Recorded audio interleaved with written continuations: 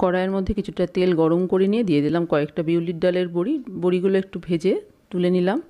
এবার এই তেলের মধ্যেই ফোড়নের জন্য দিয়ে দেবো 5 ফোড়ন আর শুকনো লঙ্কা। ফোড়নটা একটু ভেজে নিয়ে দিয়ে দিলাম আলুটা একটু নেড়ে চেড়ে দিয়ে দিচ্ছি কুমড়ো। একইভাবে কুমড়োটাও দিয়ে একটু নেড়ে চেড়ে দিয়ে দিলাম বেগুন, পটল। আবারও কিছুক্ষণ নাড়াচাড়া করে দিয়ে দিচ্ছি কাঁঠালের বীজ বা কাঁঠালের দানা। এবার দিয়ে দিচ্ছি ঝিঙে এবং কলমি শাকের ডাঁটা। সব কিছু দিয়ে আরও কিছুক্ষণ নেড়েচেড়ে একটু ভেজে নিলাম। দিয়ে দিচ্ছি স্বাদ অনুযায়ী লবণ আর হলুদ।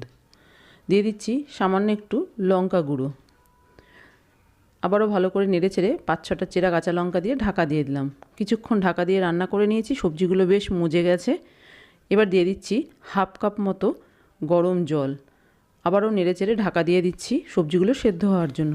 দিয়ে দিচ্ছি একটু চিনি, দিয়ে নেড়েচেড়ে নিলাম। এবার ভেজে রাখা বড়িগুলো হাত দিয়ে ভেঙে দিয়ে দিলাম। তৈরি হয়ে গেছে